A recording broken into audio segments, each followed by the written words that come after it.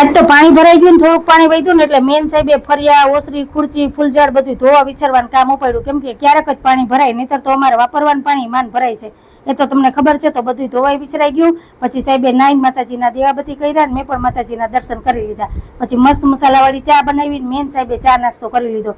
નાસ્તો કરીને ઘરના કામ ઉપાડું ને એ પહેલા મેં ઇન્ડોરે લબાચો ઉપાડ્યો હતો ને એનું કામ ઉપાડ્યું.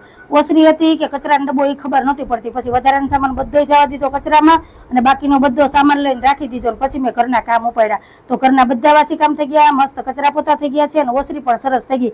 હવે એમ થાય કે ઓસરી છે ને આ વેલને ધોઈ નાખી કેવી સરસ લાગે એ મને કહેજો કમેન્ટમાં. ત્યાં મમતાબેન આવ્યા, એને ચાનો કોટો ચડાવ્યો ને વાસણ ઉટકા. એટલામાં તો બાઈ આવી ગયા. બા કે મારા ઘઉં મંદિરે દેવા જવાનું છે, પરસોત્તમ મહિનો છે ને તો ઘઉં મંદિરે દઈ આવું. તો બા ઘઉં લઈને મંદિરે ગયા ને બાર બપોરે તારાબેનને હવાર થયું છે પણ ઉઠવાનું મન નથી થતું. અંદરથી આવીને અહીં હોઈ ગઈ. મને કેક મને થોડીક વાર હોવા દે, હજી મને નીંદર આવે.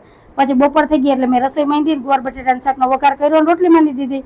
બપોરની રસોઈ તૈયાર થઈ ગઈ ને ત્યાં ધારાબેન નાઈને આવી ગયા. નાઈને આવીને મને કે મમ્મી મારા કાનના દરવાજા છે ને બંધ થઈ ગયા, મને એવું લાગે છે કે મારા કાનમાં પાણી વહી ગયું, મારે કેમ કાઢવું ખબર નથી પડતી. હું કોઈ દરવાજા ખુલશે ને એટલે પાણી નીકળી જાય, તું હવે નાસ્તો કરવા બેસી જા. મને કે નાસ્તો નહીં બપોરા કરવા, તમારે તો નાસ્તો ને બપોરા ભેગા થાય. કેરીની સિઝન છે પણ ધારાને કેરીનો રસ નથી ભાવતો. કેરીનો રસનો વાટકો સાઈડમાં મૂક્યો ને બપોરા કર્યા. પછી કપડાં સુકાઈ ગયા હતા ને એટલે મેં બધા કપડાં લઈ લીધા રાખી દીધા. ત્યાં સાહેબ કેરીના બોક્સ લઈને આવ્યા. કેરી ઘરમાં એટલી પડી છે ને તો એ સાહેબ કેરી હાયરા હાર છે. મને કે તમારે હાટું નથી લઈ આવ્યો આ કેરીના બોક્સ, તો માનવને અમદાવાદ મોકલવાના છે, ધારાને નથી ભાવતા. માનવને તો ભાવે ને ત્યારે કેરી ફળ તો જો કેવું છે, અત્યારે સિઝન છે ને તો એ પેટ ભરીને કેરી ખાઈ લેવાય. તો તમારે બધાને શું કહેવાનું છે એ કહેજો ને. આ તો મારો આજનો વિડીયો ગમ્યો હોય તો વિડીયોને લાઈક શેર સબસ્ક્રાઈબ તમે કમેન્ટમાં કહેજો કે તમને કેરી ભાવે કે નહીં. આવજો.